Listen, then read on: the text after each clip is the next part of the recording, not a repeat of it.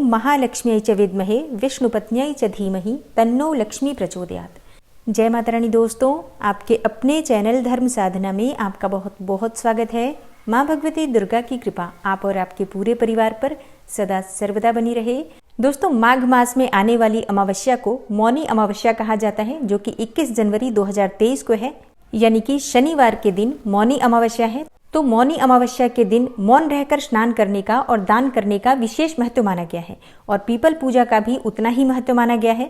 तो आज की वीडियो में मैं आपसे बात करने वाली हूँ कि पीपल की पूजा का सही समय क्या होगा, कब से कब तक आप पूजा आराधना कर सकते हैं, स्नान दान का शुभ मुहूर्त क्या है। और हाँ, आज मौन रहने का विशेष महत्व होता है। तो कई भक्तों के प्रश्न आए हैं कि कितनी देर तक मौन रहना चाहिए, मतलब कितने समय तक जरूर हमें मौन रहना चाहिए और अमावस्या तिथि पर किन चीजों का दान जरूर करना चाहिए। विशेषकर सुहागिन महिलाएं कौन सा वो दान करें जिससे कि अनंत गुना पुण्य फल की उन्हें प्राप्ति हो और अखंड सौभाग्य की प्राप्ति हो, परिवार सुरक्षित रहे। उसके लिए आज विशेष रूप से सुहागिन महिलाओं को कौन से कार्य करने चाहिए, किन चीजों का दान करना चाहिए और किन बातों का ध्यान रखना चाहिए। और जो महिलाएं मासिक धर्म में हैं, मतलब पीरियड्स में हैं, क्या उन्हें स्नान और दान करना चाहिए। क्या पीरियड्स में गंगा स्नान कर सकते हैं या गंगा जल मिश्रित जल से स्नान कर सकते हैं और दान किस प्रकार से करें अगर पीरियड्स चल रहे हैं तो इस प्रकार के बहुत सारे प्रश्न आप लोगों के आए हुए हैं। सभी प्रश्नों पर बात होगी और इसके साथ ही कल हमें क्या करना चाहिए, क्या नहीं करना चाहिए, ये संपूर्ण जानकारी भी आज की वीडियो में शेयर करने वाली हूँ। तो वीडियो को पूरा जरूर देखिए और अगर आपको आज की वीडियो अच्छी लगे तो इसे लाइक भी जरूर कीजिए और हाँ, वीडियो को ज़्यादा से ज़्यादा शेयर कीजिए। चैनल पर पहली बार आए हैं, अच्छी लगे आज की वीडियो तो चैनल को सब्सक्राइब करके बेल आइकन को जरूर प्रेस कर लीजिए। तो इससे ये होगा कि इस चैनल पर जो नई वीडियो अपलोड होंगी उनकी नोटिफिकेशन आपको सही समय पर प्राप्त होगी। और बात करें मौनी अमावस्या के बारे में तो देखिए, मौनी अमावस्या से संबंधित 2 वीडियो चैनल पर अपलोड हो चुकी हैं। मौनी अमावस्या के दिन क्या करना चाहिए, क्या नहीं करना चाहिए और कौन सा उपाय करना चाहिए, ये सभी जानकारी आपको वीडियो में मिल जाएगी। और हाँ, अगर आप पीरियड्स में हैं और पूजा नहीं कर पाते हैं तो भी चैनल पर जो वीडियो अपलोड है उसमें आपके लिए भी बहुत ही अचूक उपाय बताए गए हैं। सभी उपाय आप कर सकते हैं, पीरियड्स में हैं फिर भी कर सकते हैं। तो अगर आपने अभी तक वो वीडियो नहीं देखी है तो ज़रूर देख लीजिए। और अब बात करते हैं कि कल आपको क्या करना चाहिए और क्या नहीं करना चाहिए। तो देखिए, मौनी अमावस्या है, गंगा स्नान किया जाता है। अगर आप गंगा में जाकर स्नान कर पाते हैं अत्यंत श्रेष्ठ है, नहीं तो घर में भी गंगा जल मिश्रित जल से स्नान करना चाहिए। और हाँ, जैसे कि आपके प्रश्न आए हैं कि किस समय स्नान करना चाहिए, किस समय दान देना चाहिए। तो देखिए, कल पूरे दिन की अमावस्या है तो आप सुबह जल्दी उठकर स्नान कर लीजिए। वैसे कहा जाता है कि मौनी अमावस्या के दिन ब्रह्म मुहूर्त में उठकर स्नान करना चाहिए, लेकिन अगर आप ब्रह्म मुहूर्त में नहीं उठ पाते हैं, जो कि समय होता है 3 बजे से 5 बजे के बीच में, तो मान लीजिए आप उतनी जल्दी नहीं उठ पाते हैं तो इतना प्रयास जरूर कीजिए कि आप सूर्योदय से पहले स्नान कर लें। और हाँ, मौनी अमावस्या है तो मौन रहकर ही स्नान करना है। स्नान करते समय मंत्र जप अगर आप करते हैं तो मौन रहकर मानसिक रूप से मंत्रों का जप कर सकते हैं, लेकिन स्नान आप मौन रहकर ही कीजिए। और हाँ, आज मौन रहकर दान किया जाता है और मौन रहकर ही मानसिक रूप से पूजा आराधना की जाती है, मंत्रों का जप किया जाता है। तो देखिए, जब आप भगवान सूर्यदेव को जल अर्पित करेंगे तो उस समय भी भगवान सूर्यदेव के मंत्रों का जप करते रहिए, लेकिन मानसिक रूप से, मतलब बोलकर मंत्रोच्चारण करके मंत्र जप मत कीजिए, क्योंकि आज के दिन मानसिक रूप से जो जप किया जाता है उसका फल बहुत अधिक प्राप्त होता है। तो आपको मानसिक रूप से जप करते रहना है और इसी के साथ आपको जल अर्पित करना है। उसके बाद घर के मंदिर में आकर आप दीप प्रज्वलित कीजिए, विधि विधान से पूजा कीजिए, मानसिक रूप से मंत्रोच्चारण करते रहिए, लेकिन बोलकर मंत्र जप करके, और फिर आपको पूजा नहीं करनी है। जितना समय भी आपसे संभव हो सके आप मंत्र जप कर सकते हैं, मतलब दीप प्रज्वलित कर लीजिए। और इसके बाद पूजा आराधना करने के बाद आप मंत्र जप कर सकते हैं, गुरु मंत्र का जप कर सकते हैं, चाहे तो अपने इष्ट देवता के मंत्र का जप कर सकते हैं। मतलब कोई भी मंत्र जप आप करना चाहते हैं कर सकते हैं, लेकिन मन ही मन मानसिक रूप से मंत्र जप कीजिए और भगवान के सामने पूजा आराधना भी मानसिक रूप से ही आप आज के दिन करेंगे। और इसके बाद दान करने की बात आती है तो दान आपको मौन रहकर ही करना है, लेकिन ध्यान ये रखना है कि जो आप दान करना चाहते हैं स्नान करने से पहले ही निकाल कर और रख दीजिए। और जब आप स्नान करके आते हैं तो उसके बाद पूजा इत्यादि करने के बाद भी दान कर सकते हैं। चाहे तो पहले दान की सामग्री को स्पर्श करके और आप संकल्पित कर लीजिए कि ये सामग्री आप दान करना चाहते हैं और इसके बाद भी आप पूजा कर सकते हैं। और दान करते समय भी आपको बोलना नहीं है, बस आपको मन ही मन ओम विष्णवे नमः, ओम विष्णवे नमः, ओम विष्णवे नमः 3 बार बोलना है और अपने हाथ में जल लेकर जल का घेरा 3 बार जो भी सामग्री आप दान करना चाहते हैं उसके चारों तरफ घुमा दीजिए और हाथ जोड़कर भगवान विष्णु को समर्पित कर दीजिए। सभी दान जो हम करते हैं वो भगवान विष्णु को ही समर्पित किया जाता है। तो मौनी अमावस्या के दिन इसी प्रकार से आप मौन रहकर स्नान कर सकते हैं, दान कर सकते हैं, पूजा कर सकते हैं। अब जैसे कि बहुत से भक्तों के प्रश्न आए हैं कि कम से कम कितने समय तक मौन रहना चाहिए। तो देखिए, वैसे तो पूरे ही दिन मौन रहने का विधान है, लेकिन प्रयास करना चाहिए कि कम से कम 1 घंटा तक आप मौन रहें। मौन रहकर मंत्रोच्चारण करें, मंत्रों का जप करें और शांत रहकर एकाग्र होकर किसी भी देवी देवता का ध्यान आप कर सकते हैं, साधना कर सकते हैं। आज का दिन बहुत श्रेष्ठ माना जाता है। ऐसा कहा जाता है कि मौनी अमावस्या के दिन जो हम भगवान के नाम का मानसिक जप करते हैं उसका फल बहुत अधिक प्राप्त होता है। तो आप जितना समय आपसे संभव हो सके मौन जरूर रहिए, लेकिन कम से कम 1 घंटा तो जरूर रहें। और हाँ, आज के दिन जब आप बोलते भी हैं तब भी आपको ध्यान रखना है, किसी को भी अपशब्द मत बोलिए, किसी को भी क्रोध मत करिए और किसी भी प्रकार से किसी की निंदा, चुगली, इन सब चीज़ों में अगर आप रहते हैं तो आप कितने भी समय तक मौन रहेंगे, आपके मौन का और आपकी मानसिक जप का भी कोई फल प्राप्त नहीं होगा। तो प्रयास कीजिए आज आप सभी प्रकार की बुराइयों से दूर रहें। अगर आप इन नियमों का पालन करते हैं तो थोड़े समय का मौन भी आपके लिए बहुत अधिक फलदायी होता है।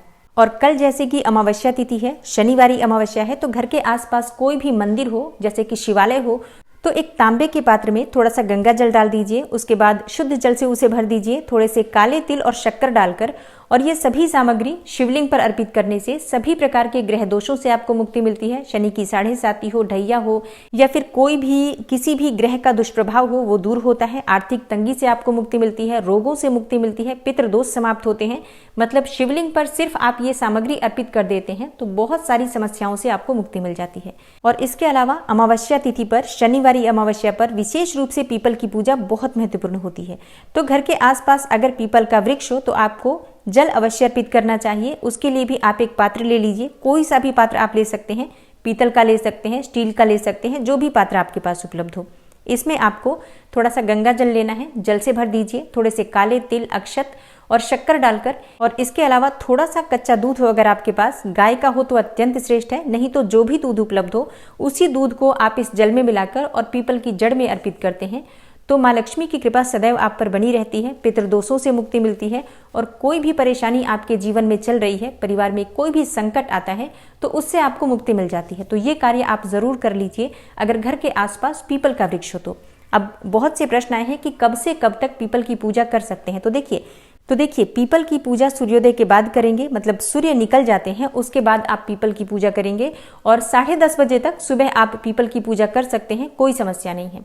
और हाँ, जैसे कि कई भक्तों के आसपास पीपल के वृक्ष नहीं होते हैं तो ऐसे में क्या करें, ऐसे में आप अपने घर में जो तुलसी विराजित है उस तुलसी में जल अर्पित कर सकते हैं, कच्चा दूध अर्पित कर सकते हैं। मतलब तुलसी की विधि विधान से अगर आप पूजा करते हैं तो भी आपको उतना ही फल प्राप्त होता है। हाँ, पीपल की पूजा विशेष रूप से शनिदेव के निमित्त की जाती है, तो शनिदेव की अगर आप पूजा करना चाहते हैं या फिर पितरों की पूजा करना चाहते हैं तो इसके लिए पीपल की पूजा विशेष होती है।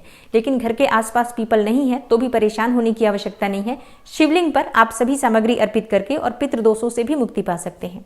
और हाँ, अब बात करें कि अगर आप पीरियड्स में हैं तो स्नान दान कैसे कर सकते हैं। तो देखिए, अगर आप पीरियड्स में हैं तो आप गंगा स्नान करने किसी पवित्र नदी में नहीं जा सकते हैं।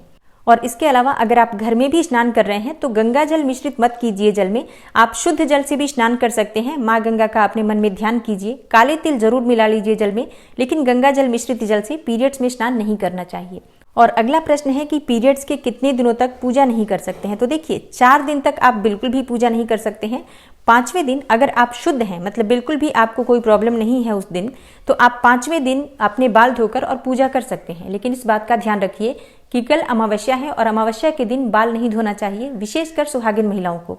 तो अगर आप शुद्ध अवस्था में हैं और 5वें दिन आप अपना बाल धो चुके हैं तो जरूर आप कल पूजा कर सकते हैं। लेकिन अगर आपने बाल नहीं धोया है तो कल आप बाल भी नहीं धो सकते हैं और पूजा नहीं कर सकते हैं। लेकिन देखिए, मौनी अमावस्या है, ये बहुत विशेष है। अगर आप पूजा नहीं कर सकते हैं तो भी आज महत्व तो इसी बात का है कि मौन रहकर मंत्र जप करना है। तो आप मौन रहकर मंत्रों का जप कीजिए। जरूरी नहीं है कि आप कल स्नान नहीं करेंगे या फिर आप पीरियड्स में हैं तो परेशान हो, आप बिल्कुल ही शांत होकर और मंत्र जप कीजिए। मानसिक जप का ही आज महत्व है, तो बिल्कुल भी परेशान होने की आवश्यकता नहीं है। और अब बात करें दान करने की कि किन चीज़ों का दान आप कर सकते हैं अगर पीरियड्स में है तो देखिए, पीरियड्स में आप अन्न को स्पर्श करके या किसी वस्तु को स्पर्श करके दान नहीं कर सकते हैं। तो ऐसे में आप कुछ पैसे निकालकर दान के निमित्त रख सकते हैं। और पैसे कभी भी अशुद्ध नहीं होते हैं, तो पैसे निकालकर आप रख दीजिए। बाद में आप चाहें तो सामग्री खरीद कर भी दान कर सकते हैं या पैसे भी किसी को दान कर सकते हैं। और किन चीज़ों का दान मौनी अमावस्या के दिन करना चाहिए। तो देखिए, मौनी अमावस्या के दिन आप किसी भी वस्तु का दान कर सकते हैं। जैसे कि आज वैसे तो खड़े अनाज का दान किया जाता है, जैसे कि गेहूं, गुड़, इन चीज़ों का दान किया जाता है, तिल का दान किया जाता है। विशेषकर काले तिल और काली उड़द का अगर आप दान करते हैं तो इसे बहुत श्रेष्ठ माना जाता है। किसी भी प्रकार की परेशानी अगर आपके जीवन में है तो परेशानियों से मुक्ति मिलती है। कंबल का दान आप कर सकते हैं। विशेषकर काले और सफ़ेद धारी वाले जो कंबल होते हैं उनका दान करने से आपको सभी प्रकार के बुरे ग्रह दोषों से मुक्ति मिलती है। तो अपनी इच्छा के अनुसार, अपनी क्षमता के अनुसार अन्न का, धन का, वस्त्रों का आप दान कर सकते हैं। लेकिन अगर सुहागिन महिलाएं हैं तो सुहागिन महिलाओं को विशेष रूप से आज सिंदूर का दान जरूर करना चाहिए। पीला सिंदूर दान कर सकते हैं, चाहे तो लाल सिंदूर दान कर सकते हैं। लेकिन आज अगर आप सिंदूर का दान करते हैं या दान के निमित्त आप निकाल कर रख देते हैं सिंदूर, बाद में भी आप दान कर सकते हैं, किसी और दिन भी, आज निकाल कर जरूर रख दीजिए। इससे आपको अखंड सौभाग्य की प्राप्ति होती है। कहा जाता है कि आज के दिन जो हम दान करते हैं वो हमें जन्म जन्मांतर तक प्राप्त होता है। तो जन्म जन्मांतर तक अखंड सौभाग्यवती रहने की कामना से आप सिंदूर का दान आज कर सकते हैं। इसके अलावा आटा जरूर दान करना चाहिए। सीधा दान करने का महत्व होता है, मतलब कम से कम एक व्यक्ति के खाने की सामग्री निकाल कर रख दीजिए, धन रख दीजिए उस पर कुछ, मतलब पैसे रख दीजिए और सिंदूर रख दीजिए उसी आटे के ऊपर। एक डिब्बी में सिंदूर या फिर एक कागज में सिंदूर करके रख दीजिए और संकल्पित कर दीजिए कि ये सभी सामग्री आप दान कर रहे हैं भगवान विष्णु को समर्पित करके। और इन चीज़ों का अगर आप दान करते हैं तो इससे आपको अखंड सौभाग्य की प्राप्ति होती है। कभी भी आपके पति को किसी भी प्रकार के कष्ट का सामना नहीं करना पड़ता। तो इस बात का ध्यान प्रत्येक सुहागिन महिला को जरूर रखना चाहिए। और इसके अलावा घर की महिलाओं को विशेष रूप से आज ध्यान रखना है कि घर के द्वार पर अगर कोई भी याचक आता है या कोई जीव आता है तो उसे कुछ न कुछ जरूर दीजिए। गाय आती है, कुत्ते आते हैं, उन्हें भोजन जरूर दीजिए। कोई मांगने वाला आता है तो जो भी आप दान कर सकते हैं, दान की सामग्री, पैसे या फिर कुछ सामग्री या खाने के लिए भोजन जरूर दीजिए। घर के मुख्य द्वार पर सरसों के तेल का एक दीपदान जरूर कीजिए और अपने पितरों का मन में ध्यान करते हुए प्रार्थना कीजिए। उनसे प्रार्थना कीजिए कि आपके जीवन में जो परेशानियां हैं आपके पितर उसे दूर करें। और अपने पितरों से क्षमा प्रार्थना जरूर करनी चाहिए। जाने अनजाने हमसे बहुत सी गलतियां हो जाती हैं, तो उसके लिए हर अमावस्या तिथि पर अपने पितरों से क्षमा प्रार्थना जरूर करना चाहिए। इतने मात्र से ही हमारे पितर प्रसन्न हो जाते हैं और हमारे जीवन की सभी परेशानियां दूर हो जाती हैं। तो कुछ विशेष नियम होते हैं जो हर अमावस्या पर हमें पालन करना चाहिए। और मान लीजिए कि प्रत्येक अमावस्या पर आप नहीं कर पाते हैं तो वर्ष की सबसे बड़ी अमावस्या होती है मौनी अमावस्या। इस दिन आप इन बातों का ध्यान जरूर रखिए। उम्मीद करती हूँ आज की वीडियो से आपको लाभ अवश्य होगा। गुप्त नवरात्रि की वीडियो चैनल पर अपलोड हो चुकी है, आप उसे जरूर देख लीजिए। और इसके अलावा भी गुप्त नवरात्रि में पूजा किस प्रकार से करें, कौन सा उपाय करें, इन सभी विषयों पर वीडियो आने वाली है, तो चैनल से जुड़े रहिए। मिलती हूँ मैं आपसे अगली वीडियो में, तब तक के लिए नमस्कार।